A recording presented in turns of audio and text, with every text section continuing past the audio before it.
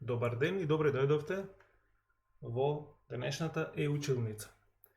Пред да го започнеме часот, ќе се представам накратко. Јас сум наставник Митко Јаневски.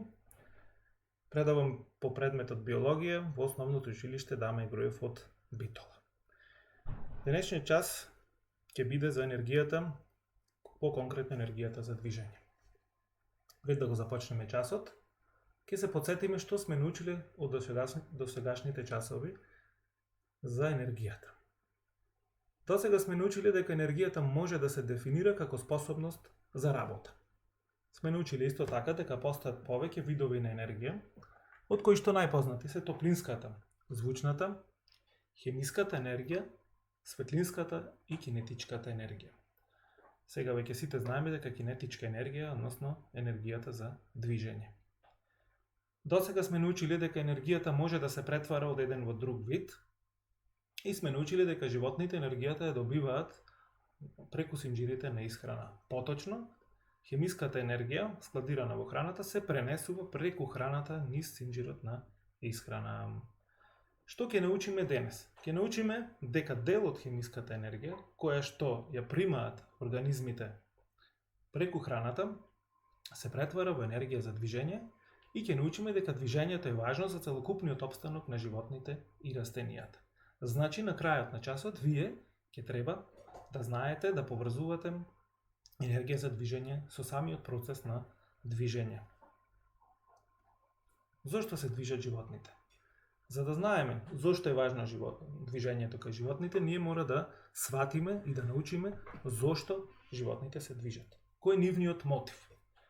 Исто како кај човекот, животните најмногу се движат во потрага по храна. Значи, за да пронајдат храна, мора да се движат. Се движат за да им побегнат на грабливците,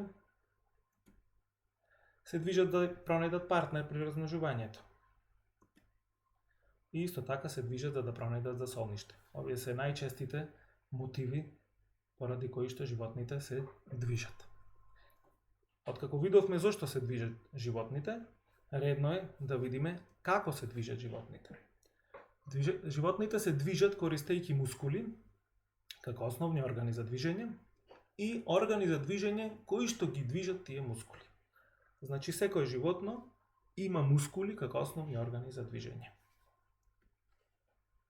На ова слика забележуваме еден човек, на кој што се прикажани надворешните, односно скелетните мускули како органи за движење.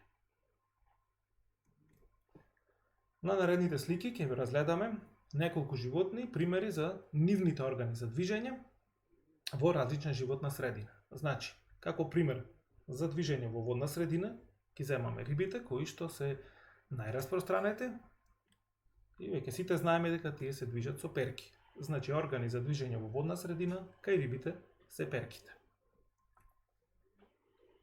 Кај копнените организми, како пример го земаме нашиот човек, органи за движење се нозете.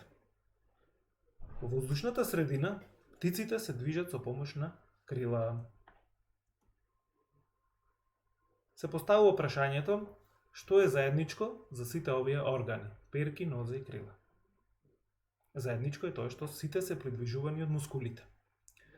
Исто така има уште една заедничка карактеристика, тоа е истиот тип на енергија која што ги придвижува тие мускули. Тоа е кинетичката енергија. Сега се поставува повторно уште едно прашање. Како работат мускулите? Што ги движи мускулите? Значи, мускулите работат на принципот на стегање, односно контракција и опуштање. Значи, секој мускул може да се стега, тоа стегање го викаме и го нарекуваме контракција, и може да се опушта. Се стега и се опушта. Сега, едно стегање и опуштање може да изврши некакво движење. Меѓутоа, за да може мускулот да се стега и да се опушта, односно да изврши некакво движење, мора да користи енергија. Значи, повторно се сведува на енергијата. Енергијата е во основа на животот. Значи, за да може да се движат и да работат мускулите, потребна енергија. Од каде доаѓа таа енергија? Веќе знаеме, веќе научивме дека енергијата се пренесува во вид на хемиска енергија од храната преку синџирите на исхрана И потоа во мускулните клетки конкретно сега се претвара во енергија на движење, односно кинетичка енергија. Со помош на оваа енергија мускулите можат да извршуваат движења.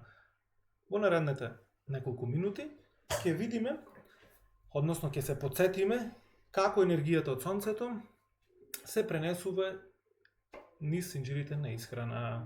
За таа цел ќе разгледаме еден мал пример на еден синџир на исхрана кој што не е комплетен, бидејќи нам не ќе ни бидат доволни 2 членови за да се разгледа тоа пренесување на енергијата. Тука го имаме сонцето. Сонцето дава енергија која што ја примаат растенијата, а преку синџирот на исхрана дел од храната заедно со хемиската енергија се предава на животните. Во примерот имаме еден скакулец. И повторно се враќаме на сонцето. Сонцето дава најмногу светлинска и топлинска енергија која што доаѓа на земјата и дел од оваа енергија ја користат, ја опиваат растенијата со помош на нивните листови. Преку процесот на фотосинтеза растенијата создаваат храна во која што има хемиска енергија. Сега, дел од оваа хемиска енергија самите растенија ја користат за своји потреби и ја претвараат во други видови на енергија, например, енергија за растење, бидејќи растенијата растат. И исто така и тие се движат и дел од таа енергија се претвара во кинетичка енергија. Потоа, во синџирот на исхрана, дел од хемиската енергија со храната се пренесува во наредниот член на синџирот на исхрана. Тука имаме еден потрошувач, скакулец, кој што исто така се движи и дел од енергијата, од хемиската енергија, ја претвара во кинетичка енергија. Тоа е енергијата за движење. Меѓутоа, скакулецот исто така ја претвара хемиската енергија во топлинска енергија, движејќи се, потоа создава звуци, претвара дел од енергијата во звучна енергија и исто така тој е жив организам кој што расте, ја претвара хемиската енергија во енергија за растење. Значи тука имаме конкретни примери како енергијата од сонцето доаѓа до живите организми и како преку синџирите на исхрана се пренесува меѓутоа истовремено и се претвара од еден во друг вид на енергија. Рековме дека и растенијата се движат, меѓутоа по-конкретно и поопширно за нивното движење ќе разгледаме на часовите за осетливоста, бидејќи